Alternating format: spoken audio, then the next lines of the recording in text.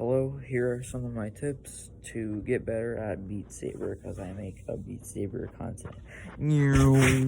So first of all, we'll get started with the grips. So the default grip for like swinging your sabers is alright. Like it's just the default Oculus grip. You got the decent mobility to the wrist, but it's not the best you could have possibly. So I'll show you mine. We got the thumb on the grip button and my fingers wrapped around like that. On the bottom of the controller, you get way more mobility when you're swinging to hit those like faster notes and like that goes up and down and stuff. So that's a cool segment.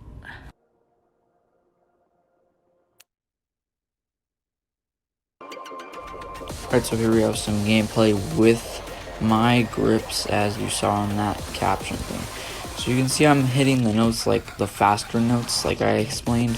So like they're farther apart, which I can hit them farther across the map because my controller is extended farther out. So I have more mobility to my wrist to hit those faster ones. Like you'll see coming up here, like right here. See, look at how fast those are. And then after this, I'll have the one without the grips, like with the default grips. And I'll go over an explanation of that one too. So.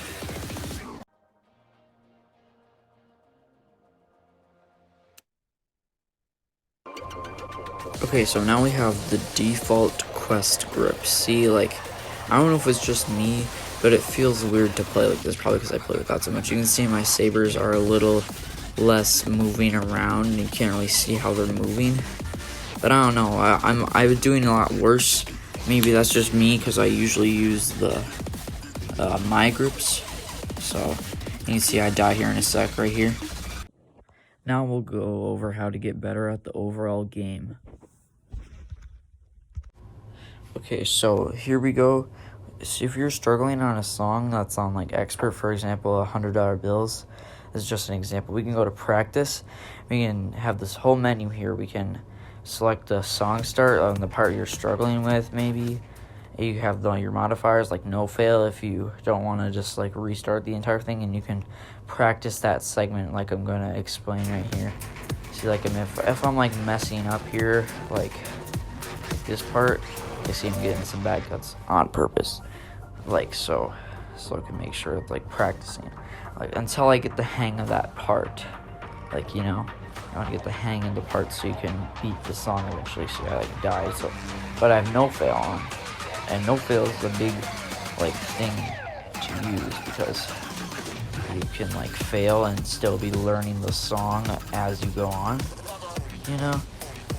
And so that's why I use no fail a lot, just to learn it or see what the notes are like, how hard it's gonna be. So now, like once you've mastered that part, the jump to expert plus is extremely difficult, or it was difficult for me at least. It was hard. And then once you've done, my first expert plus was Be There For You, right there. So it's a pretty easy one. It's just got a bunch of up and downs and stuff.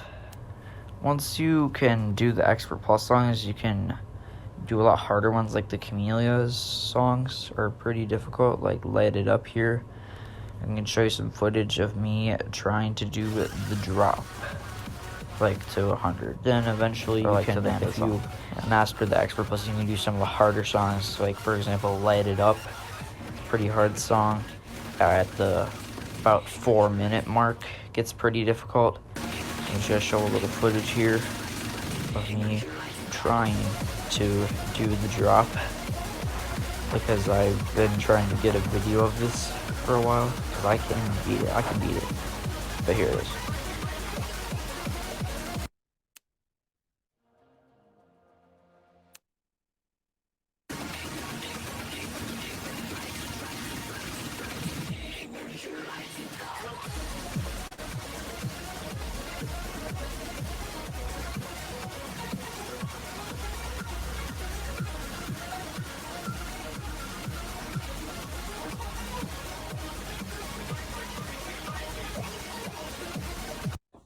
Anyways, some additional tips I have are to like stretch maybe your wrists like before you like start playing, or your arms like this, maybe something like that, like work them out a little bit so you don't like tear a muscle or something, maybe, because if you're playing that hard where if you tear a muscle because you didn't stretch, that would kind of suck.